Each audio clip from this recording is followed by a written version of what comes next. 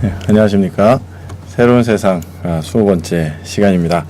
네, 오늘의 주제는 부정부패 정권을 바꿀 해법이라고 하는 주제로 우리 뉴 패러다임 인스티튜트의 문국현 대표님 모시고 오늘도 말씀을 나누도록 하겠습니다. 문국현 대표님 모셨습니다. 네, 안녕하세요. 안녕하세요. 네, 한 주간 잘 지내셨습니까? 네. 네. 이거 어떻게 여러 가지 바쁘셨을 것 같은데 특별히 5월은 가정의 달이기도 하고 또 얼마 전에 며칠 전에 또 이제 어버이날이기도 하셨는데 네. 어떻게 어버이시기도 하시고 아직도 네. 자녀시기도 하신데 어떠십니까? 예. 저희 어머님이 94세세요. 예, 연세가 그래서 많으시죠. 어머님을 오래간만에 가뵙고요. 모든 형제들이 모여서 예. 형제 자매들이 모여서 어머님을 기쁘게 해드렸고요. 예. 네. 형제분들이 많으세요? 여럿이에요. 네. 남자가 지금 살아있는 사람이 3명입니다. 그리고 저 누나가 한 분 계셔서 예. 4남매가 이제 지금 살아있는데 네. 어머님을 즐겁게 해드리려고 애를 썼죠. 어린이 역할을 했고요. 그러시니까. 그리고 이제 아버지 역할을 잘 못해서 제 딸이 둘째 딸이 28살이고 큰 딸이 32살인데 예.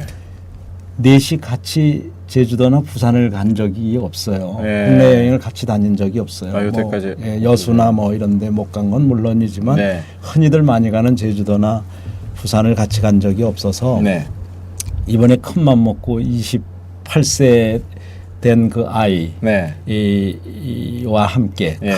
큰 딸 해서 넷이 또 제주도를 갔었어요. 그래서 28년 만에 가족 외출을 물론 해외에 가거나 뭐 이런 적은 있는데 오히려 국내 기회가 없었어요. 그래서 그러시군요. 28년 만에 제주 구경을 했죠. 네. 그것도 뭐 이틀입니다. 그래도 우리로서는 아주 제가 아버지 노릇을 처음으로 제대로 했죠. 어린이날이라서 또 저 이제 직장 생활하다 보니까 30한 거의 5, 6년을 바삐 살고 이러다 보니까 예. 아이들한테는 잘 못했어요. 참 오랜만에 또 이렇게 가족의 날이라서 네. 가정 노릇도 하시고 그러니까 형제분들이 더 계셨었나 봐요. 네, 큰형님이 계셨고 예. 다리 아파서 늘 장애인으로서 살다가 40대 중반에 돌아간 바로 밑에 여동생이 있어요. 늘 그 여동생 덕분에 네. 제가 장애인의 고충을 이해하게 되고 장애인들에 대한 여러 가지 이 계단 없는 세상이라든가 네. 많은 그분들이 가지고 있는 비범한 능력도 깨닫게 되었고 또 한쪽으로는 그분들이 가지고 있는 불편함 이런 네. 것도 이해하면서 각자 그 장점에 기반한 삶을 살다 보면 장애인들은 육체적으로는 일부 좀 불편할지 몰라도 네네. 그것을 보상하고도 남는 비범한 네. 영적 능력이 있다든가 음악적 소질이 있다든가 아주 뛰어난 소질이 있어요. 예. 그것이 결합되면 아주 좋은 사회를 이룰 수 있다는 네. 깨달음을 그 당시 알게 됐죠. 그러셨군요. 6남매셨네요. 네. 굉장히 많이. 옛날은 다 그래요. 요즘 하나만 낳는 세대에 비하면 네. 큰 격세지감이 있죠. 예. 그러니까 요새 이렇게 보면은 고령화 시대가 되니까 이렇게 세대가 이렇게 아직도 이렇게 막 이렇게 이제 뭐라 그럴까요? 오래 쌓인다 그럴까요? 그러다 보니까 이제 젊은 세대들은 한 뭐 30년 전 이야기들이 전혀 다른 세상 이야기처럼 근데 그 시대를 살아오신 분들이 계시고 그때 문화가 그대로 아직도 기억이 계신데 그런 것 같더라고요. 그때는 행복했는데요. 형제자매가 많아서 네. 그 개개인들한테 가장 큰 네. 유산은 네. 부모님이 주실 수 있는 유산은 형이 있거나 동생이 있거나 누나가 있거나 여동생이 있는 거래거든요. 형제가 있는 형제 자매가 있는 거라는데 네. 요즘은 한 명이 태어나잖아요. 그렇죠. 그래서 한 명이 아버지 어머니 또 양가의 할아버지 할머니 하면은 6분을 모셔야 되니까 네. 아주 굉장히 역피라밋도 굉장히 큰 역피라밋이고 네. 요즘 젊은이들은 태어나기도 전에 엄청난 부담감을 갖는 거죠. 예. 형제자매도 없이. 그렇죠. 그러니까 어린 시절에는 좀 사랑을 독차지하는 듯 하지만 6분을 최소한 6분 크면은 이제 모셔야 될 게 많아요. 그래서 요새는 참 별로 부모님들이 기대를 많이 안 한다 네. 뭐 그런 얘기도 있는 것 같고. 일단 노후 문제가 참 사회 문제인 거는 분명한 것 같습니다. 네. 또 그 외에 또 몇 가지 활동을 좀 하셨던 것 같은데. 뭐 예. 이제 특강을 몇 개 했는데요. 네. 그 중에 이제 한 법학 전문대학원에 갔었어요. 네. 근데 전문대학 학생들도 있지만 공개 강좌식으로 해서 일반 대학생들도 한 7, 80명이 6, 70명 내지 7, 80명이 추가로 온 것 같아요. 네. 그래서 이제 꽤 많은 그 학생들과 교수님이 계셨는데 네. 법학을 전공하는 분들이라 미래에 대해서 다 대책이 있는 줄 알았어요. 그랬는데 질문들 중에 여러 가지가 네. 이 썩은 세상에서 이 부패한 세상에서 자신들을 어떻게 지키느냐. 당장 사회 나가면 네. 보직 어디인가 가면은 뭔가 연고주의에 끌려다닐 것 같고 부패한 사회의 하나의 도구가 될 것 같은데 그렇죠. 거기서부터 자기를 지키는 방법은 뭐냐. 네. 그다음에 이 사회를 이런 고민 안 해도 되는 네. 공정하고 반칙 없는 사회를 네. 만드는 방법은 뭐냐. 네. 이런 거가 아주 질문이 많이 나와서 네. 참 이분들이 그냥 당연히 줄 서는 것을 이렇게 생각하지 않고 뭔가 이 세상을 바꾸는데 고민을 가지고 있구나. 그래서 네. 아주 참 좋게 생각했습니다. 그러니까 그 법학 전문대학원 네네. 학생들 그렇지만 대상으로 일반 약간 학생들도 같이 있었어요. 같이 있었고. 근데 법학 전문한 학생들의 질문도 그렇고 네. 또 일반 학생들도 예. 비슷한 질문들을 하면서 네. 나를 어떻게 지키느냐, 네. 이 사회를 어떻게 부패한 사회로부터 구원하느냐, 네. 그 방법을 모른다는 거예요. 그렇죠. 뭐 최근에 이제 계속 현 정부의 여러 가지 부정과 부패, 비리 사건들이 이제 하나둘씩 터지고 있는 것 같습니다. 그래서 뭐 청와대에서 비서관 했던 분들의 어떤 사건이라든지 또 방송위원장이었던 최시중 위원장 사건이라든지 또 계속 해결이 안 되고 오히려 더 증폭되고 있는 저축은행 부패라든지 이런 문제들이 계속 많이 있는데 지금 현재 이거 파악된 거 외에 드러난 거 외에도 사실 드러나지 않은 부패의 규모가 상당히 클 것 같거든요. 그렇죠. 이제 총체적 부패 사회라고 이제 규정을 했고, 총체적 부패 사회. 지난해 그 저축은행 사건 때 여론조사 결과를 보면 87.5%가 네. 이 사회가 총체적으로 부패했다라고 네. 믿고 대통령도 그걸 시인했고, 네. 또 남들이 그런다고 하면서 시인을 했고, 또 이건희 회장도 본인 삼성그룹의 부패 상을 한탄하는 네. 그런 이제 발언을 한 적이 있었는데. 네. 이게 국제사회에서도 잘 감지가 돼서 네. 국제사회에서 우리 대한민국 경제사회 정치 분야의 부패 정도를 측정하는 거에서 네. 2배나 악화된 걸로 나왔죠. 네. 최근 4년 사이에. 2배로 악화됐다. 뭐 서열이 23위 정도에서 43위로 떨어진 겁니다. 그러니까 현 정부 들어서 결국은 부패 지수가 더 높아졌다 이렇게 봐야 되겠네요. 그야 물론이죠. 네. 그 원인이 어디 있다고 보십니까? 일단 영고주의에 기반한 네. 이 정권을 탄생시킨 네. 거가 이제 문제라고 보고요. 네. 그 다음번에 주로 이런 개발 네. 이런 데 관심이 많았기 때문에 개발에는 부패가 많이 따르는 거죠. 네. 그리고 이제 이렇게 어떤 대립이라든가 네. 분열을 기반으로 하면서 정권의 도덕성이라든가 국민적 지지도를 확보하지 못했기 때문에 네. 그러다 보니까 더 소수 아는 사람들한테 의존하고 네. 그러면서 통제가 없다가 보니까 네. 결국 막가는 정권이 됐고 네. 그 막가는 정권하에서 방송통신위원장이든 국회의장이든 예. 대통령의 형이든 비서든 네. 모두가 그런 비리와 관련되게 된 거죠. 예. 오늘 보니까 그 대통령의 최측근이자 현 정부의 어떤 그 2인자였던 또 이재호 의원이 또 대선 출마한다고 또 선언을 했다고 하더라고요. 그러니까 이 정부의 어떤 부패나 이런 것들에 대해서 책임 있는 분들이 반성하는 기미보다는 오히려 뭐 당당하게 뭐 정당성을 주장하는 뭐 이러한 분위기가 감지되는데 어떻게 생각하십니까? 근데 이건 국민 책임도 커요. 예. 국민이 깡패나 도둑놈 같은 사람들을 뽑으면 안 되는 거거든요. 그렇죠. 영고주의는 부패하게 돼 있는 거예요. 근데 그 영고주의에 기반한데 자꾸 이렇게 참여하거나 돕거나 그러다가 보면 네.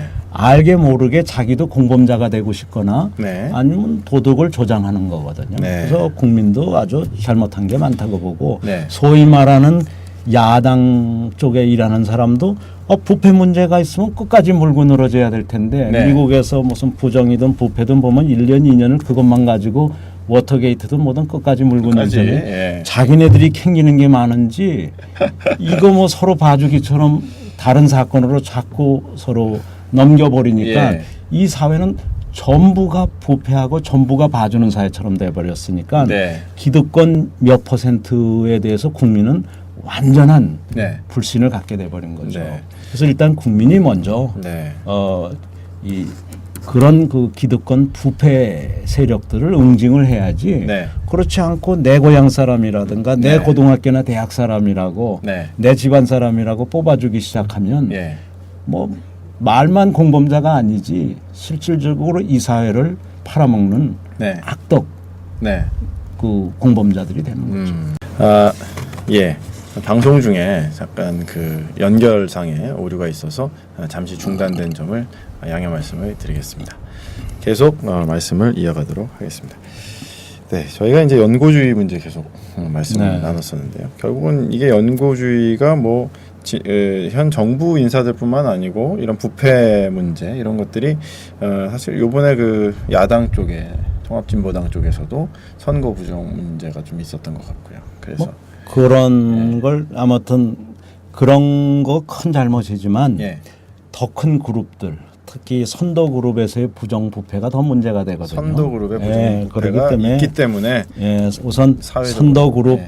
두 당 양대당에서의 기득권 유지 전략을 포기할 때만이 전 대한민국의 미래가 있고 네. 그 기득권을 지키려고 하면 할수록 네. 이 사회 부패가 더 깊이 음. 뿌리박고 그것이 재벌과 유착이 돼가지고 네. 결국 양극화가 심해지고 예. 이 사회를 절망에 빠지게 하는 거죠.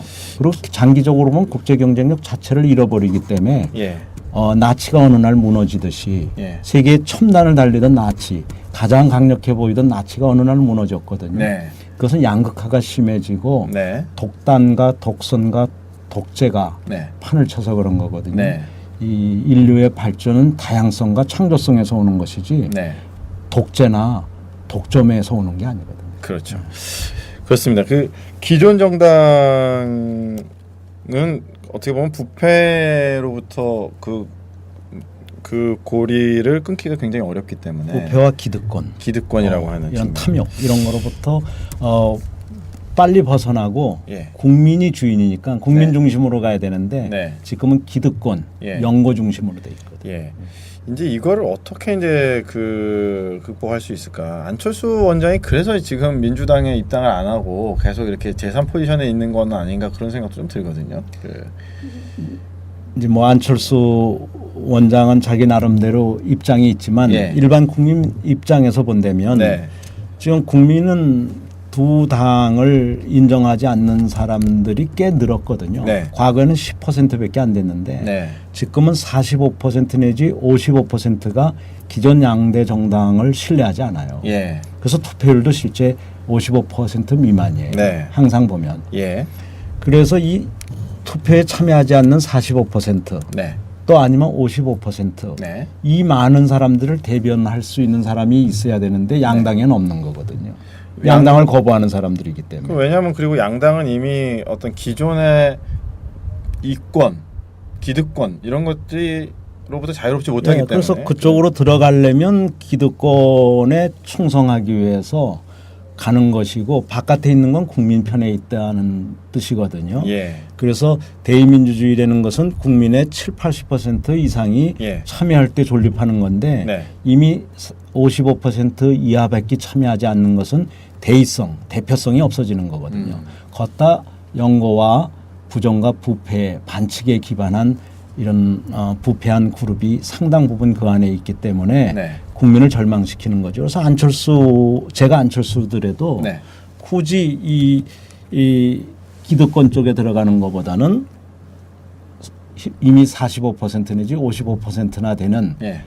자기의 대변할 그룹을 찾지 못하고 있는 예. 일반 국민 대다수를 위해서 예. 그 자리에 있는 게 옳다고 보죠. 맞습니다. 그 부패 청산을 하는 방법이 사실은 이게 굉장히 어렵지 않을까. 이 양대 정당 하면은 이미 뭐 의석의 뭐 90%를 차지하는 거나 다름없고요. 아까 그 예. 대학원 학생들 고민도 네. 똑같았어요. 네. 이제 물론 제도적으로 네. 뭐 검찰의 부패라든가 사법의 부패라든가 네. 재벌의 부패, 언론의 부패, 네. 정치인의 부패를 막기 위한 여러 가지 법이 있지만 네. 다 실패했잖아요. 네. 현실적으로 가동이 안 되니까. 예. 그리고 이 사회는 더 썩은 걸로 전 세계가 평가하고 있으니까 그렇습니다. 그 제도로 해결되지 않는 거예요. 제도만으로는 제도를 네. 악용하는 사람들이 있는 한 네. 제도로는 해결되지 않는 거거든요. 그래서 항상 시스템보다도 더 중요한 게 네. 리더십이거든요. 리더십. 그 리더 하나가 중요한 거예요. 네. 그런데 리더라고 보면은 우리 각각이 다 리더가 될 수 있거든요. 대학원생 하나하나가, 네. 대학생 하나하나, 젊은이 하나하나가, 기업인 하나하나가 내 기업만큼은, 나만큼은, 내 가정만큼은 깨끗하게 지키겠다. 네. 우선 첫째 그 선언이 있어야 돼요. 약간의 희생, 약간의 따돌림, 약간의 불이익 나는 감수하겠다. 군대 가는 것도 어떻게 보면 군대 안 가는 사람에 비해서는 약간 희생하는 거거든요. 그렇죠. 아무리 네. 애국심에 넘치는 사람이라 그럼, 하더라도 네. 약간은 희생하는 거 아니겠어요? 그럼. 그러함에도 우린 가잖아요. 예. 그거와 똑같다고 봐요. 예. 이거는 약간의 희생 불이익이 있더라도 각각 자기 자신을 우선 과거로부터 단절하고 한 3, 4년 길으면 5년도 버틸 수 있는 네. 따돌림을 받으면서 그런 용기를 가져야 돼요. 네. 그리고 두 번째는 그런 사람들끼리 연대하고 네. 그런 사람들이 국제사회와 연대해서 네. 국제적 운동을 하는 사람들의 보호를 받아야 되죠. 다른 한편으로는 네. 국회의원 300명을 어떻게 바꿔요? 대법관 15명을 어떻게 바꾸고 네. 판사 검사 수만 명을 어떻게 바꿔요? 그렇죠. 동시에 바꿀 방법이 없잖아요. 동시에는 어렵습니다. 예. 예. 그러나 동시에 바꿀 수 있는 사람이 하나 있거든요. 그게 대통령이죠. 최종 리더십. 예, 이거는 상황에 따라서 어느 정당에 속하지 않는 사람이 나와야 더 기득권으로부터 더 자유스러우니까 가능성이 있으니까. 예. 또 원래 민주주의의 정신인 상권 분립에 의하면 네. 대통령과 국회는 서로 예속 관계에 있어야 되지 않아야 되는데 우리는 유신 잔재, 독재 잔재 때문에 어느 한 당은 소위 말하는 여당은 대통령의 신여야 된다는 생각을 가지고 있거든요. 그렇죠. 이건 아주 잘못된 것이죠. 예. 당정이 그래서- 분리가 잘 안 돼. 그래서 당적이 네. 차라리 없는 사람이 과거와 부정과 부패로부터 자유스러울 수 있다. 네. 그래서 이제 안철수 같은 사람들에 대해서 국민이 알게 모르게 이심전심으로 본인은 대통령 출마하겠다고 선언도 안 했는데 당신이 이 사회를 과거로부터 학연혈연 지연으로부터 부정부패 반칙으로부터 자유스럽게 할 인물이다. 그 역할이 이 시대에서 가장 중요한 역할이지. 네. 기득권 정당이라든가 기득권 부패 체제 안에서 네. 누가 힘이 세느냐 이거 겨루기 하는 것은 이미 국민은 거부하고 있는 거고 국제사회가 단죄할 시기를 고르고 있는 중이거든요. 네. 우리나라의 대기업 한두 개가 언제 영국 법정에 설는지 모르고 언제 스위스라든가 독일의 시민단체로부터 고발당하거나 보이콧 대상이 될는지도 모르고 네. 우리나라 정당 전체가 네. 국제사회로부터 조롱받을 수도 있다고 봐요. 그러니까 결과적으로는 이 부정 부패가 청산되지 않음으로 말미암아서 발생되는 사회적인 비효율이라고 할까요? 이런 게 사실 상당한 것 같습니다. 그렇죠. 우선 부패 사회적 비용. 예. 절망이라든가 예. 이런 복지로 쓰일 돈, 네. 또 기업의 혁신이라든가 네. 또 교육의 혁신이라든가 이런 데 쓸 돈이 예. 부정부패나 반칙에 의해서 건설 사업으로 몰래 빼나간다라든가 이상한 부정 로비자금이라든지. 이런 쪽으로 흘러나가는 예. 이런 것들이 2차로 좌절하게 하죠. 네. 그러나 또 3차로는 일자리를 4,500만 개를 추가로 늘릴 수도 있는데 네. 이 부패 구조 때문에 일자리를 늘릴 수 있는 기회를 봉쇄당하고 있거든요. 네네. 일자리를 확보 못하는 것도 큰 그 좌절이지만 네. 다른 한쪽으로는 국제사회로부터 대한민국이 점점 경제적, 사회적 그 위치가 하락하는 것이 우리 국민들의 자존심에서 허락하지 않는 거죠. 네, 그렇습니다. 그래서 결과적으로 이 경제적인 손실이 부패 구조에서 엄청나게 많이 나는데 이것을 이것과 이것이 직접적인 고리가 없다라고 생각을 하시는 분들도 아직도 많이 많은 관계가 있어요. 우선은 부패한 사회에서는 창조력이 없기 때문에 GDP가 별로 안 늘어요. GDP가 4년째 1조 불에 있잖아요. 그러니까 5년 전에 비해서 하나도 안 늘었어요. 같은 2만 불 선에 있는데 1인당 2만 불 선에 있는데 부패한 사회이기 때문에 총량은 변화가 없고 약자 것을 큰 이 자산가, 자본가들이 뺏어가는 것뿐이지. 상위 1%는 더 부자가 되고, 그렇죠. 하위 뭐 50% 그게 환율 하나만 봐도 그런 거거든요. 과거에 10,000불 들여서 원료를 800만 원 들여서 사던 데가 1,200만 원을 부담한다라든가, 아니면 800억 주고 원료나 서비스를 사던 사람들이 1,200억 원을 내서 50% 돈을 더 내는 대신에 수출업체는 앉아서 과거에 8,000억. 수출 대가를 받던 게 1조 2천억을 받거든요. 그래서 중소기업체와 가게가 다 50%씩 더 부담하면서 결국은 수출업체를 지원한 이런 양극화만 진행이 되지. 환율 정책이 그런 문제를 부패나 환율이나 다 그런 것들이 결합해서 국제 경쟁력 위주로 가지 않고 힘의 논리로 가면 국내 안에서 양극화만 진행되지 우리 GDP 전체의 파이가 커지진 않아요. 전 세계 GDP 규모는 70조 달러가 넘는데 우리가 4년째 1조 달러 미만에 있었던 거예요. 70분의 1밖에 안 되죠. 70분의 1밖에 안 되죠. 사실은 지금쯤은 1조 5천억 달러까지는 갔어야 되거든요. 그런데 그걸 못했고 저 이명박 후보가 약속했던 건 2조 달러까지 갈 수 있다라고 해서 4만 불 시대를 얘기했던 건데 2조 달러는커녕 또 1조 5천억 달러는커녕 지금 1조 한 1,000억 달러 돼요. 거기에 지금 1조 1,000억 달러 미만에 4년째 있는 거죠. 그러니까 대한민국의 어떤 강력한 성장 에너지가 이 부정부패 문제에 발목 잡혀서 지금 계속 몇 년째 지금 시간을 낭비하고 그렇죠. 있는 부정부패는 교육의 적이고 교육이 없으면 가치 창조가 안 일어나고 그렇기 때문에 GDP를 2조 달러, 뭐 4조 달러로 늘릴 수 있는 기회를 빼앗기는 거죠. 엄청난 범죄 행위입니다. 이 부정부패 문제가 또 환경에도 악영향을 끼친다. 그야 물론이죠. 불필요한 도로를 만든다라든가 불필요한 터널을 만든다라든가 불필요한 뭐 대운하를 만든다라든가 이런 것들이 다 결국은 자원을 비경제적으로도 쓰는 거고 반사회적으로도 쓰는 거지만 환경 파괴의 주범이 되고 우리나라 에너지가 한 연간 10억 배럴 써요. 10억 배럴이면은 120불 정도로 하면 1,200억 달러인데 이런 것도 사실은 그중에 재수출령, 가공 후 재수출령이 있어서 일부는 빼고 봐야 되지만 아무튼 그런 것도 1,200억 달러 중에서 400억 달러를 줄일 수 있다. 그러면 연간 40~50조가 인건비로 바꿀 수 있거나 세금으로 갈 수 있다든가 이윤으로 갈 수 있는 거거든요. 나라도 손해보고 자본가도 손해보고 이 근로자도 손해를 보는 거가 환경 파괴거든요. 환경 파괴에 들어가는 자원 낭비를 어떻게 해서라도 사람으로 바꾸는 거, 사람의 인건비, 자본가들에 대한 이윤, 그리고 국가의 세금 이걸로 늘리는 게 스마트한 경제죠. 사람한테 투자를 안 하고 자꾸 무슨 뭐 강바닥 파내는데 돈 쏟아붓고 막 이러니까 결국 국가 경쟁력은 어느 순간에 점점 4년째 잠식돼 있는 거죠. 그러나 이제 외양은 나치처럼 거대한 기업 몇 개를 보여주면서 우리가 세계 최고 아니냐 그러는데 사실은 어느 날 위기에 몰릴 가능성이 아주 많은 양극화의 아주 극단적인 현상이죠. 또 그런 재벌 그룹들은 뭐 자기네들끼리 또 싸우기도 하고 뭐 그러한 좀 무슨 드라마 보는 듯한 그런 현상들이 현실에서 일어나는 걸 보면서 참 안타깝습니다.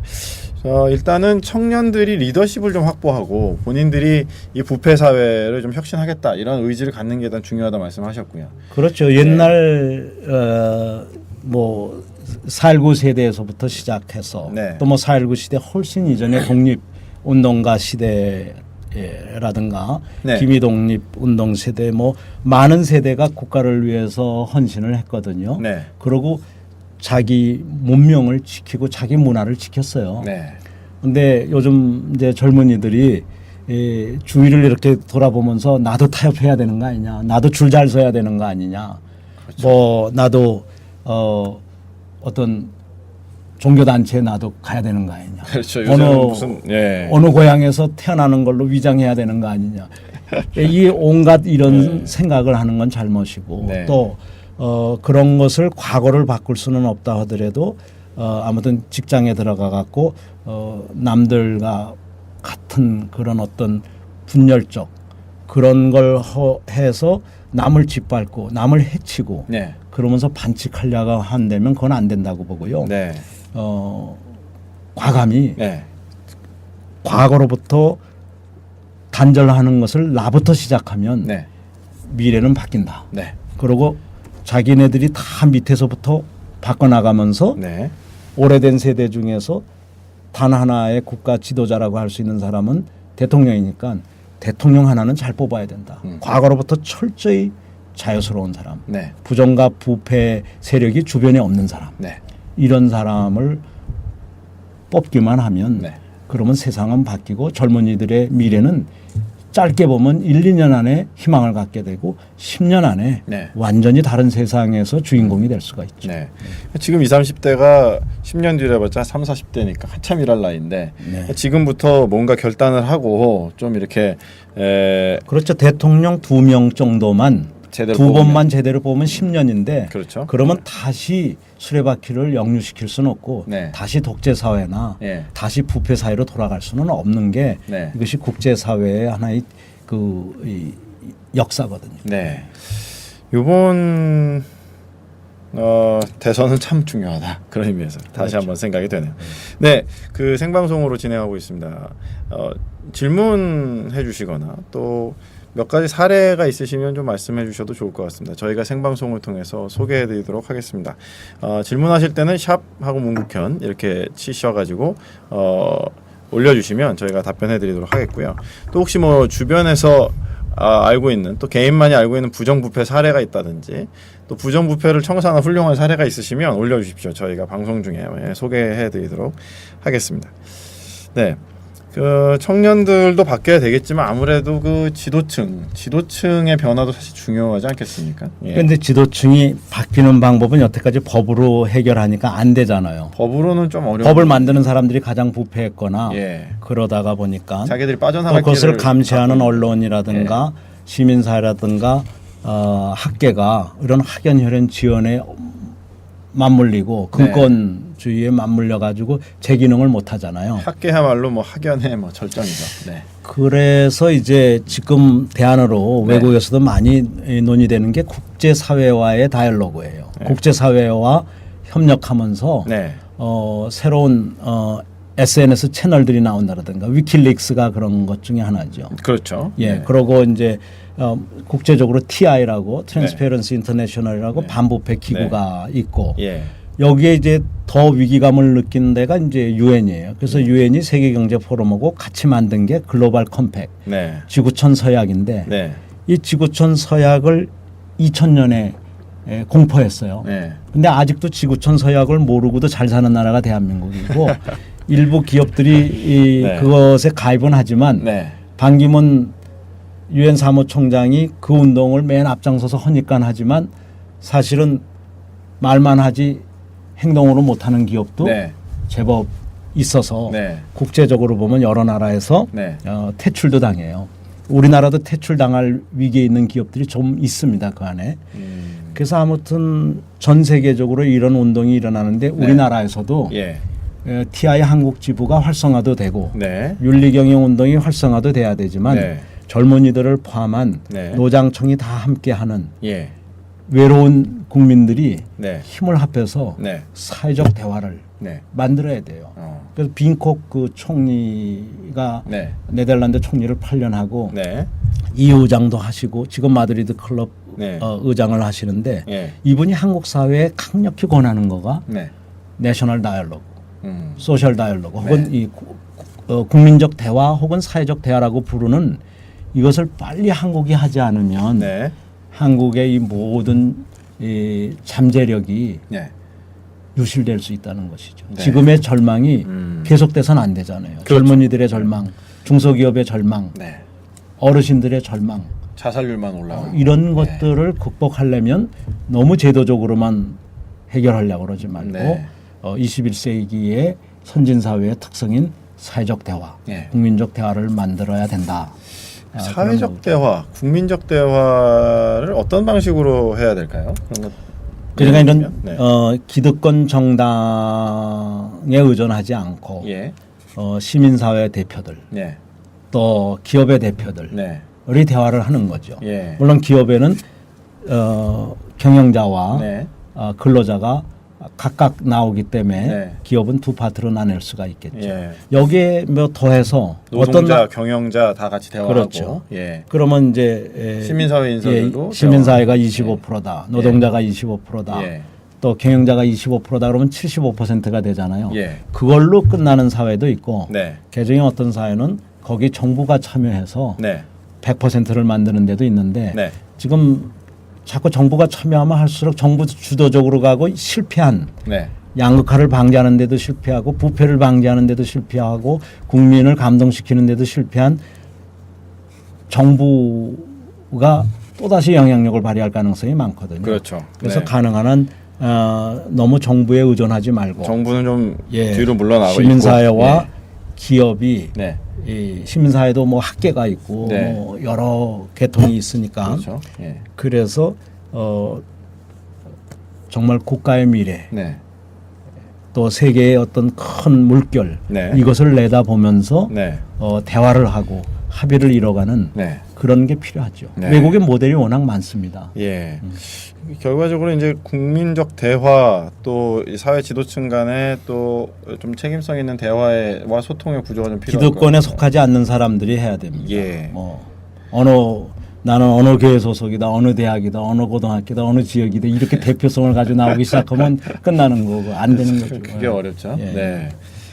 그러고 아까 그 글로벌 네트워크와 좀 링크가 돼야 될 필요가 있다 말씀하셨는데 아주 중요합니다. 우리나라가 글로벌 굉장히 많이 얘기했는데 생각만큼 그렇게 실질적으로 연계는 많이 안 되나 봅니다. 가장 폐쇄된 사회 중에 하나죠. 지금 한국 사회. 예, 물론 북한이나 예. 뭐 옛날 쿠바라든가 네. 이런 데가 이제 폐쇄된 사회였지만 네. 그 다음으로 보면 뭐 한국이 네. 언어적으로도 봐도 그렇고 네. 우리의 위대한 한글이 장점도 좋지만 예. 다른 한쪽으로는 인터넷 스피드와 함께 우리를 국제사회에서 예. 자칫하면 고립시킬 수가 있거든요. 음. 걷다 언론과 학계가 네. 투명하지 못하고 어느 한쪽을 쓰다가 보면 국제사회의 변화를 학계나 언론이 전해주지 못하면 네. 국민은 그냥 북한 주민들처럼 국제 정보 동맹의 말이나 흐름을 잘 모르게 되는. 오도하는 네. 언론을 따라갈 수가 있거든요. 네. 이럴 때 이제 아주 신뢰할 수 있는 SNS가 있다라든가 네.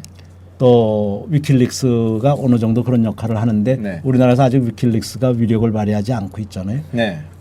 신뢰할 수 있는 SNS가 있다든가 일부 학계라도 일부 네. 시민사회라도 예. 일부 언론이라도 살아있으면 네. 이것은 달라질 수 있죠. 예. 이런 SNS를 기반으로 한 위키트리 같은 경우도 이제 앞으로는 그런 역할들을 기대해 볼 수가 있겠다 이렇게 좀 그렇죠. 생각이 드네요. 위키트리도 예. 많은 지식인들이 또 많은 이 시민사회 지도자나 네. 또 국제적 운동을 하는 분들이 신뢰할 수 있는 수단으로 네. 만들어 갈 수가 있거든요. 네. 근데 아직은 많은 분들이 두려워하는 것 같아요. 네. 사실은 많은 분들이 참여하는 게 네. 이것이 이 사회에 자원봉사하는 또 하나의 기회라고 보거든요. 네, 그렇습니다.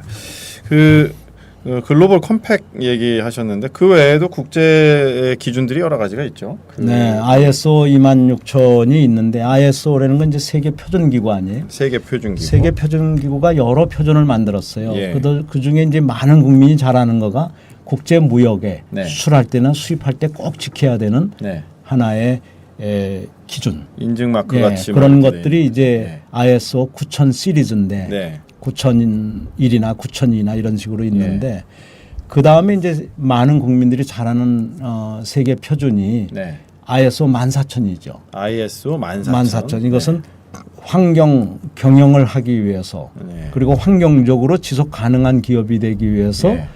환경 경영은 어떻게 해야 되고 환경 경영, 친환경. 예, 환경 감사는 어떻게 해야 되고 네. 환경 레이블은 어떻게 붙여야 되고 네. 뭐 이런 환경 경영과 관련된 국제적 표준이에요. ISO 예. 14000.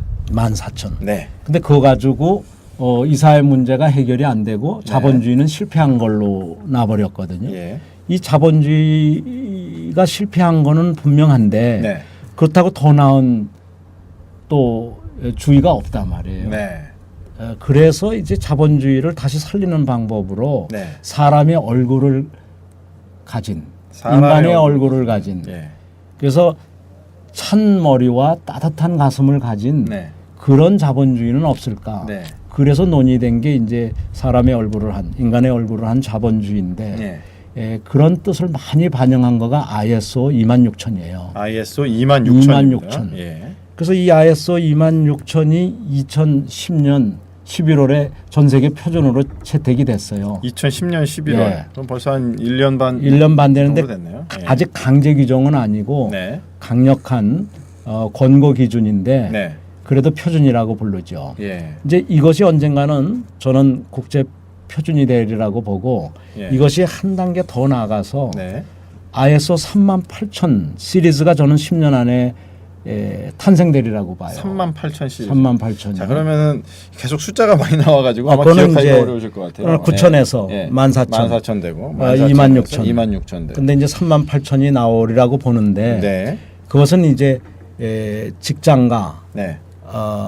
가정, 네. 지역사회의 균형 그리고 현재와 미래의 균형을 이야기하는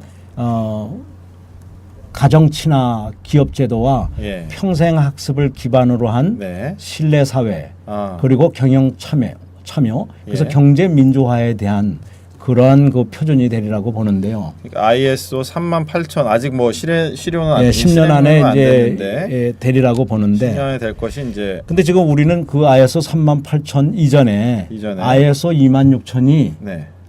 뭔지도 모르는 이 기업인들이 뭐 뭐 잘 대다수고 모르죠. 예, 잘 학생들도 그걸 안 배우고 모르죠. 네. 정부에서도 그냥 은폐하기에 급급한 데도 있어요. 조금 왜- 자세히 말씀해 주셔야 될 것 같은데요. ISO 그 26000은 네. 글로벌 컴팩 정신의 상당 부분을 거기 반영하고 있어요.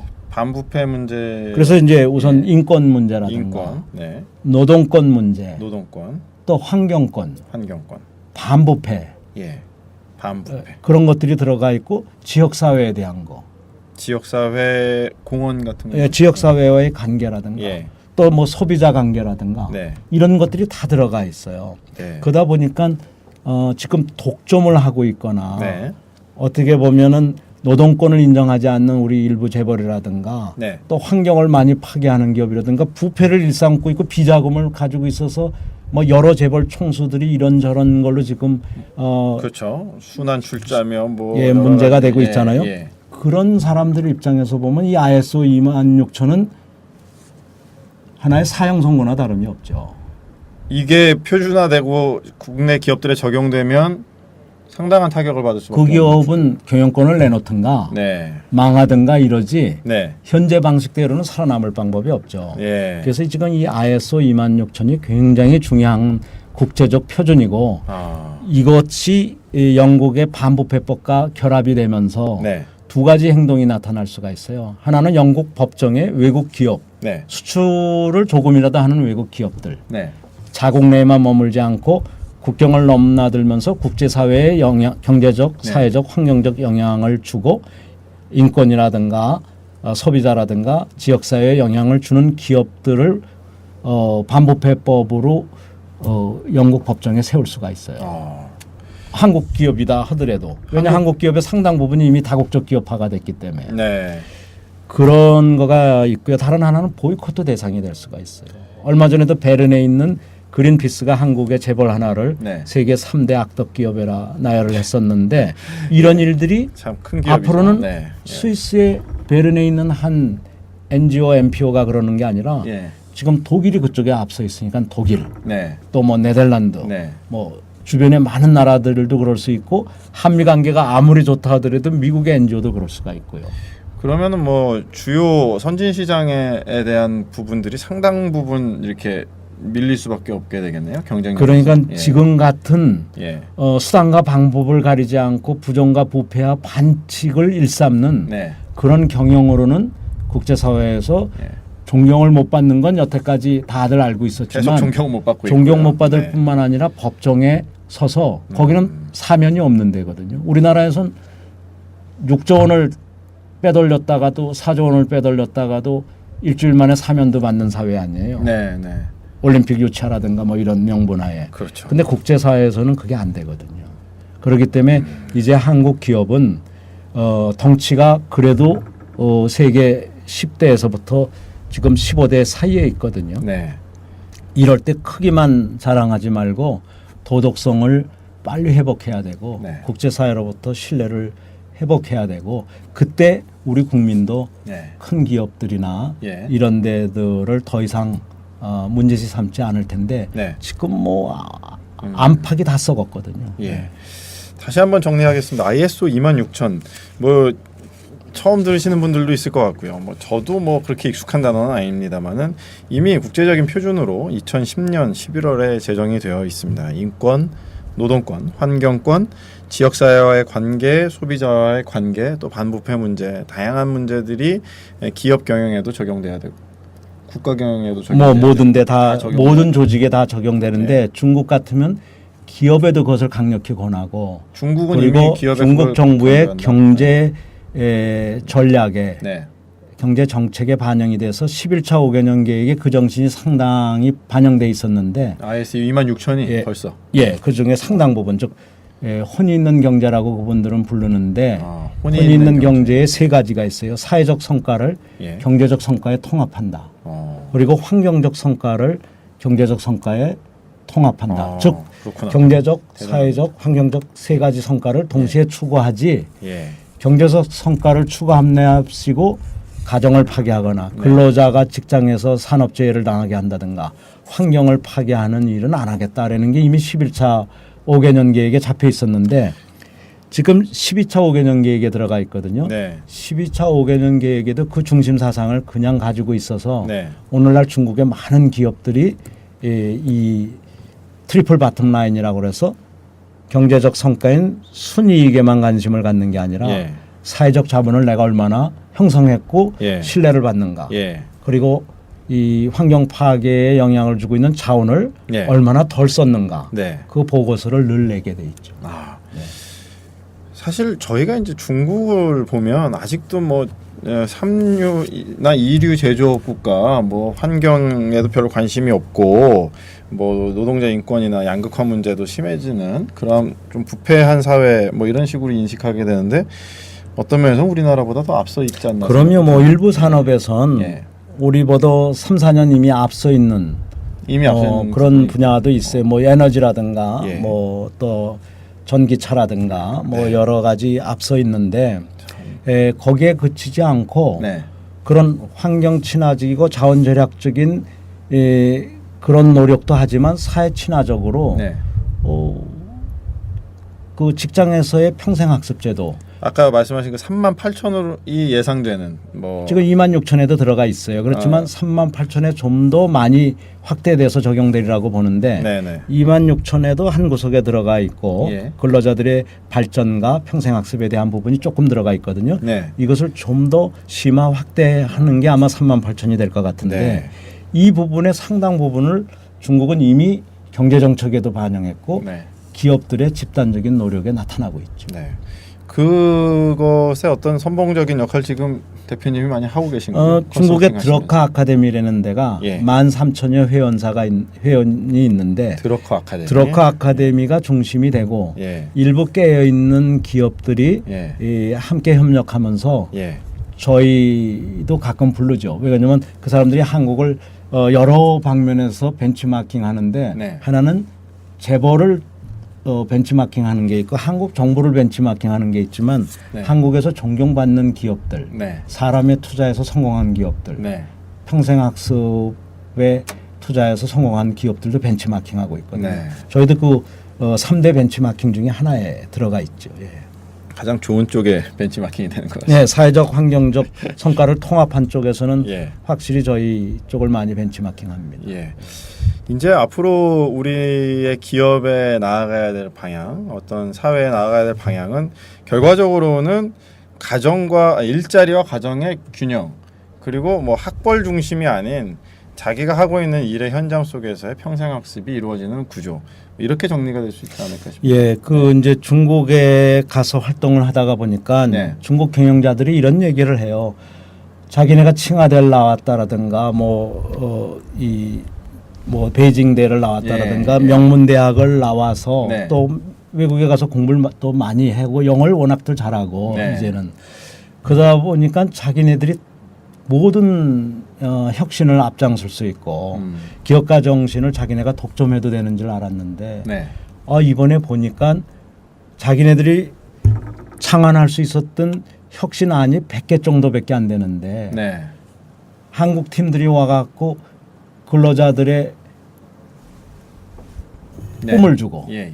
근로자들과 대화를 하고 마음을 사고 예. 그런 다음에 학습의 기회를 주고 난 다음에 제안을 받았더니 네.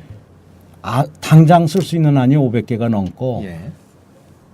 좀 중장기적으로 쓸 수 있는 아이디어가 금세 1000개가 나오더라는 거죠. 그러면서 우리 경영자들이 얼마나 독선적이었고 네. 오만했는가를 반성한다라고 그러더라고요. 그래서 제가 우리 경영자들이 네. 정말 그런 마음을 가져준다면 예. 얼마나 많은 사람들의 그 잠재되어 있는 혼이 네. 또 개인적 장점이나 능력이 발휘될 것인가. 그런 사회가 우리 대한민국이 더 빨리 가야 될 텐데 네. 네. 지금은 대한민국은 과로에 지쳐 있고 네. 또 일자리가 아예 없는 사람이 많고 네. 일자리가 있어도 반은 비정규직이라 학습의 기회가 없다가 보니까 네. 중국에 그냥 뒤지는 거 아닌가. 네. 그것도 규모가 13억 내지 14억이나 되는 인구를 가진 중국에 네. 이런 철학과 문화와 이 경쟁력에서 그렇죠. 뒤지는 거 아닌가 굉장히 걱정이 됩니다. 컨텐츠 면에서도 우리나라가 앞서간다고 좀 생각을 했었는데 이런 국제 표준의 기준에서 보면은 우리나라가 지금 뒤처지고 있다는 느낌. 그건 뭐 많이 뒤져 있죠. 우린 폐쇄된 사회다 보고 예. 아무래도 독재 잔재가 여기저기에 많이 남아 있고 네. 그 다음에 공급자 중심인 사회지. 예. 이 수요자 중심이면서 창조적 사회라기보다는 학연혈연 지연에 꽉 갇혀 있는 네. 폐쇄된 사회거든요. 맞습니다. 이 학연, 혈연, 지연의 이 문제, 이 고리, 뭐 어느 사회든지 뭐 100% 이게 없을 수는 없겠지만 우리나라는 좀 과도하다. 유난히 과도하죠. 예, 이걸 그렇게 빨리 동서를 뛰어넘고 네. 그리고 이 근로자와 경영자를 뛰어넘고 그리고 네. 쓸데없는 이념 논쟁하지 말고 네. 이미 자본주의가 반은 실패했지만 그래도 개선의 여지가 있는 자본주의를 네. 바탕으로 국제사회와 함께 네. 북한을 끌어안으면서 네. 미국과 북한이 연락사무소도 만들게 하면서 네. 큰 그림을 그리고 중국과 러시아가 한반도의 발전에 기여하게 해야 되려는데 네. 지금은 동서 간에 싸우고 네. 종교 간에 싸우고 예. 노장 간에도 싸우고 네. 뭐 노경 간에도 싸우고 남북 간에도 긴장이 과거 어느 때보다도 많아지면서 자칫하다가 미국과 중국마저도 싸울 듯하거든요. 네. 이건 모두 우리들 잘못이죠. 이거를 다 네. 선순환의 고리로 다시 네. 환원시킬 수 있는 리더십이 네. 과거로부터 단절된 사람들만 예. 과거의 부패, 기득권 이런 거로부터 자유스러운 사람만이 해낼 수 있는 네. 국제적 새로운 판도죠. 네. 자, 이제 그 청취자 여러분들 저희 방송이 계속 꾸준히 진행되고 있습니다. 저희가 이제 다음 주에도 방송이 예정돼 있습니다. 다음 주 목요일 날 동일하게 있는데요. 그 보시면서 뭘 느끼십니까? 뭔가 바꿔야 되는데 그러니까 어떤 사람을 뽑느냐가 굉장히 중요하다. 뽑는데 누굴 뽑을 것이냐? 그러면 과거와 단절되고 기득권과 고리가 없는 사람을 뽑아야 되겠다. 이게 굉장히 중요한 기준이라는 그건 거죠. 기업에서도 똑같은 게요. 예. 잘 나가던 기업이 누가 낙하산에 의해서 낙하산이 한 있어. 사람이 나가면 잘 나가던 민영화된 기업이 그냥 완전히 쑥대밭이 되거든요. 지금 이미 뭐 몇 개 언론사 기업이 파업도 그렇잖아요. 지금 그렇게 예, 되고 그래서 있고요. 예. 모든 게 시스템보다도 사람이거든요. 그리고 예. 특히 이 시스템을 악용하는 네. 권력을 국민이 감시해야 되고요. 네. 예산 감시도 적극적으로 해야 되지만 이 권력의 남용, 네. 반칙, 예. 부정부패 예. 이런 거를 국민 모두가 네. 감시해야 되고 그 감시할 사람을 뽑아야지 네. 부정부패 조직 중에서 가장 힘센 사람을 고르는 거는 바보짓이죠. 부정부패 조직 중에서 가장 힘센 사람 그쪽에 관계된 분들은 이제 이번에는 뽑히면 안 되지 않을까 뭐 그런 근데 생각을 이게 지금 해봅니다. 국민의 감동을 주는 조직이 하나라도 나와야 되는데 기존 정당이라고 다 영원히 국민을 배신하는 위치에 있을 필요는 없고 네. 또 부정부패 앞장서는 그런 위치에 없고 국민을 감동시킬 수도 있는 거거든요. 본인들이 혁신할 예, 수 있죠. 예. 야 우리 방식으로는 국민을 더 이상 구원할 수 없다. 예. 우리 방식으로는 젊은이들한테 희망을 줄 수 없다. 우리 방식으로는 우리 GDP를 3배, 4배, 5배 늘릴 방법이 없다. 네. 온 국민의 도움이 필요하다. 네. 그래서 우리 과거 방식을 실패한 방식을 버리자. 네. 우리 당부터 없애겠다. 네. 그러는 당이 저는 국민의 지지를 다음에 받게 된다고. 네. 그래서 지금은 제3세력이라든가 양당에 속하지 않는 이 안철수 같은 사람을 비난할 때가 아니라 네. 그런 사람들이 뭉쳐서 예. 대한민국의 새 판을 짜게 하고 네. 기존 정당들이 네. 실패한 방식을 예. 버리고 그 안에 있는 나름대로의 좋은 노하우가 있다면 예. 좋은 노하우는 다음 세대에 전하도록 네. 그런 2단계 이원적 이런 전략을 좀 전략이 세워야겠다. 필요한 때라고 봅니다. 그렇죠. 좋은 사람만 있으면 이렇게 자기 당으로 영입해가지고 또 그 더러운 물에서 이렇게 물타기만 자꾸 그건 서로 하는 안 좋은 방식으로는 방법이죠. 뭐 근본적 해결이 안 되고 외부에서 좀 깨끗한 과거와에 단절돼 있는 그런 분들이 좀 뭉쳐가지고 기존의 기득권층에 한번 예를 들어서 지금 박원순 예. 시장이 독립 운동하듯이 그렇죠. 기존 정당에 속하지 않고 안철수와 함께 뭔가 변화를 이뤘는데 네. 그런 분이 거기 들어갔잖아요. 예. 어느 하나에 들어가는데 그런 사람이 뭔가 그 내부적으로 변화를 하면서 네. 안철수 같은 사람은 바깥에서 변화를 하면은 네. 기존 두 당도 네. 또 두 당을 불신하는 일반 국민도 그렇죠. 뭔가 서로가 상대방을 인정하면서 네. 엔진 하나밖에 없던 우리 네. 사회가 2개 엔진을 가지고 네. 기존 체제, 네. 새로운 체제가 예. 잘 조화를 이루면서 예. 대한민국을 나쁜 과거로부터는 단절시키고 좋은 과거는 예. 계승하면서 예. 미래로 나갈 수가 있죠. 네. 정말 학벌을 보고 사람을 뽑지 않고 그 사람이 갖고 있는 자질을 갖고 뽑는다 그러면은 많은 문제가 해결될 수 있지 않을까 그런 생각이 듭니다. 예. 그 SNS 마지막으로 한번 또 말씀 좀 드렸으면 좋겠는데 이제 SNS가 부정부패를 고리를 끊을 수 있는 하나의 툴이 될 수 있다 이렇게 보시는 건가요? 예. 그렇죠. 그런 왜냐하면 기존 언론 방송이 제 기능을 못하는 경우가 많으니까. 지금 현재 주요 예. 언론은 뭐좀 근데 편파적이죠. 언론의 가장 중요한 것은 예. 기존 언론이든 기존 방송 통신이든 네. 또 SNS 방식이든 신뢰거든요. 기존 언론 방송이 이 잘못한 것은 신뢰를 잃어버린 거거든요. 어느 네. 한쪽을 편을 든다든가 어느 진실을 은폐한다든가 이래서 네. SNS라고 네. 빠르다고 해서 네. 또 돈이 안 들어간다고 해서 예. 만일에 신뢰를 잃어버리면 안 되거든요. 신뢰가 그러니까 굉장히 항상 중요해요. 신뢰를 바탕으로 해서 네.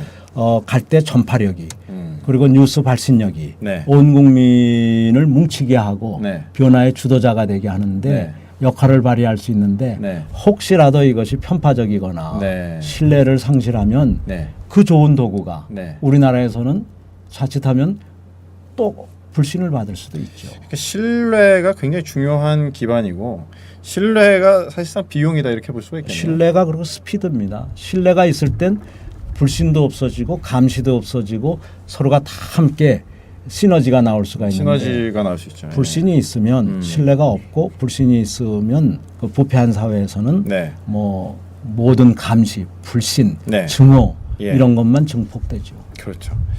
신뢰에 기반을 둔 소셜 네트워크, 사회적 자본과 이런 것들을 최대한 활용을 한다면은 지금 뭐 기존의 기득권 언론이라든지 뭐 공영방송이라든지 거기도 빨리 예. 반성하고 예. 빨리 따라오겠죠. 예, 반성하고 변화될 수가 있는 가능성이 더 많겠다 그런 생각이 듭니다. 그 글로벌 네트워크를 좀 더 활성화시키기 위한 제언이 있다면 뭐가 있을까요? 지금은 이제 글로벌 컴팩의 한국 지부가 작게 있는데 현재 이런 것들이 좀 더 활성화된다든가 TI, 네. 그 국제 트랜스페런시 투명성 기구. 예. 인터내셔널 네. 국제 투명성 기구를 활성화하는 것도 있지만 네. 아까도 말씀드렸듯이 한국의 사회적 그 대화 기구가 네.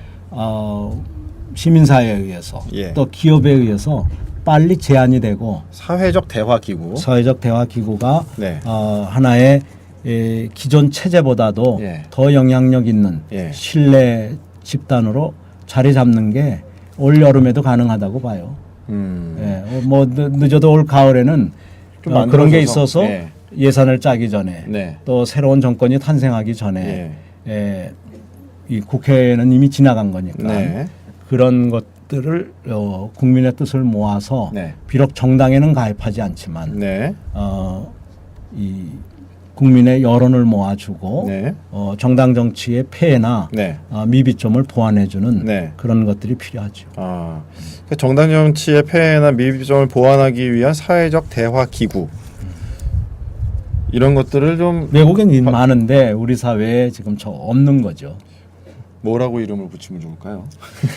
전에 이제 희망 포럼이라고 2003년에 만든 게 있었는데 뭐 지금은 아무튼 국민적 그런 지지라든가 뉴스 발신성이라든가 국제사회와의 연대가 많지 않아요. 이거 이제 그 희망 포럼보다 훨씬 더 나은 그리고 젊은이들이 많이 참여하고 이해 당사자들이 더 많이 참여하고 중소기업인이라든가 벤처인이라든가 여성 이 근로자라든가 가정주부도 참여할 수 있는 좀 더 개방된 그런 이 사회적 대화 방식을 우리가 훈민정음 창제하듯이 만들어내야 된다고 봅니다. 각 나라마다 특성이 있거든요. 그래서 다른 나라 모델을 그대로 복사하는 건 안 좋아요. 한국적인 상황에 맞게 그렇죠. 대화 기구. 그러니까 그 한마디로 말씀드려서 저희가 어떤 조직을 만들면 어떤 목적을 가지고 하지 않습니까? 뭐 어떤 특정 단체의 지향성, 목표 뭐 이런 거 이루기 위해서 주로 단체를 만드는데 지금 제안하신 거는 그러한 수많은 이해관계가 있는 이 사회의 사회적 자본이라든가 신뢰 자본을 높여서 자원 낭비도 막고 경제적 이 자본도 늘려나가고 지식 자본도 늘려가려면 자본이 여러 가지가 있거든요. 이제 지식 자본이 있고 이제 제일 많은 흔히 얘기하는 게 금융 자본 아니에요? 그렇죠. 금융 자본 외에 지식 자본도 있고 뭐 사회적 자본도 있고 이 자연 자본도 있고 그렇죠. 여러 가지가 있거든요. 그런데 우리 사회는 지금 너무 금융 자본주의에 이렇게 깊이 노예화되고 있는데 금융 뭐 부동산 뭐 이런 근데 여기에서 노예가 빨리 되죠. 지식 자본으로 가고 사회적 자본을 늘려가고 이러려면 신뢰와 교육이 뒤따라야 되거든요. 그러니까 결국은 사회적 대화 기구는 일단 소통이 목표다 이렇게 볼 수 있는 거죠. 대화하고. 그렇죠. 우선 서로가 세계적인 큰 물결을 이해해야 되고 그것이 기회거든요. ISO 26000이라든지 뭐 여러 가지 그런 큰 기회 그리고 이미 입증된 이미 발생한 미래 이런 것을 먼저 알아내는 게 중요하죠. 그것을 창밖을 본다고 그러거든요. 국내에만 너무 몰입하지 말고 창밖을 내다보고 국제적인 흐름, 문명의 큰 흐름을 봐야 되고요. 그 안에서 우리의 여건에 맞는 우리의 장점을 잘 활용하는 그런 쪽으로 합의를 해나가면 일자리가 500만 개도 늘릴 수가 있고 부패 사회로부터 자유스러울 수가 있고 국가 재정 350조가 낭비가 되지 않고 그것이 교육개혁이라든가 중소기업 혁신이라든가 일자리 늘린다라든가 복지 혁신에 쓰일 수도 있고 이런 것이 다 사회적 대화에서 가능하죠. 결국은 이런 대화와 소통 구조의 부재가 연고주의를 강화하고 가짜 사회적 대화 기구가 하나 있어요. 뭐가 있습니까? 뭐 가짜라고 말하기보다는 능력이 제한돼 있는 유명무실한 그 중에 하나가 노사정 대화죠. 노사정. 이 노사정 협의가 그렇죠. 노사정. 겉모양으로는 세 섹터가 다 들어가 있는데 예를 들면 산업재해를 없애고 일자리를 한 500만 개를 네. 늘릴 수 있는 네. 연간 근로시간 1800시간 합의도 네. 해는 났지만 이걸 2018년이나 2020년부터 지키겠다 하면 유명무실한 거고 뭐 별로 하고 싶은 의지가 없으니까 그리고 그 안에 시간만 노조가 미루고. 네. 100만 명도 안 되는 사람을 대표하는 거라면 네. 2,400만 근로자를 대신할 수는 없죠. 네. 예, 그래서 여러 가지 측면에서 예. 우리의 이 사회적 대화는 네. 틀은 외국 비슷하게 해놨는데 예. 영향력은 거의 없어요. 노사정 대화가 결국 이것도 정부 주도로 하다 보니까 그렇죠, 또 문제가 그렇습니다. 됐다 볼 수 예. 있겠군요. 근데 민간이 주도하려면 이거 누군가는 십자가를 져야 되는데 이 누가 그렇죠. 이거를 참 그 허브 우리 역할을 할까 시민사회 이게 참 아직도 고민입니다. 존경을 많이 받고 예. 기업에서도 안철수처럼 기업이 있는 아니에요. 네. 물론 학자기도 하지만 예. 그래서 시민사회와 기업의 양쪽에 관여하고 계시지만 네. 그런 사람들이 많이 있어요. 그런 형태의 어떤 뭐 포럼을 만든다. 그러면 전 세계적인 또 예. 지도자들도 많고 예. 그래서 국내가 결합을 하면 네. 우리가 잘못 가고 있는 걸 바로잡을 수 있죠. 네. 정말 기대가 되는 부분입니다. 오늘 이렇게 대화를 나눠보면서 우리가 사실 이 부정부패 뉴스에 이제 또 다시 국민들의 피로감과 스트레스가 사실 많이 가중되고 있는 것 같습니다. 그러면 상대방 죽이기만 하려고 그러는데 국민은 안중에 없고 예. 상대방을 무슨 뭐 네. 이상한 걸로 이렇게 네. 덧칠 하려고 그러는데 네. 그것은 올바른 국민이라면 네. 질타를 하고 네. 그런 데들을 이 사회에서 퇴출시켜야 되죠. 네. 네, 마지막으로 정말 이 부정과 부패 스트레스 받고 이제 점점 또 요번에 또 뭐 우박 내려가지고 경북 지역에서 피해 입은 농가도 계시고 참 여러 가지로 고통받고 계신 분들이 많으신데요. 격려 말씀 한마디 해주시고 오늘 방송 마치죠. 예. 글쎄요, 이 젊은이들을 포함해서 많은 어르신들, 일반 국민들께 그저 죄송할 뿐입니다. 저도 60여 년을 이 사회에서 열심히 산다고 살았는데 우리 경제가 젊은이들한테 일반 국민에게 희망을 주기보다는 양극화의 좌절 이런 것을 또 부패로부터 오는 이런 엄청난 분노 이런 것을 낳게 하는 것 같습니다. 그러나 희망이 있습니다. 전 세계가 바뀌고 있는데 어찌 우리 대한민국만 바뀌지 않을 수 있겠습니까? 우리 국민이 힘을 합하고 특히 젊은이들이 창밖을 내다보고 세계를 내다보면 좌절하지 않고 희망과 용기를 가질 수 있다고 봅니다. 올여름 우리 새로운 세상을 만드는 꿈만이 꾸시죠. 네. 네. 정말 올 여름에 정말 이런 새로운 세상이 열릴 수 있는 희망의 단초를 저희들이 발견하게 되기를 기대해 보겠습니다. 저희는 다음 주 목요일 날 이 시간에 다시 찾아뵙도록 하겠습니다. 오늘 귀한 시간 내주신 문현 대표님 감사합니다. 네, 고맙습니다. 네, 유명정이었습니다.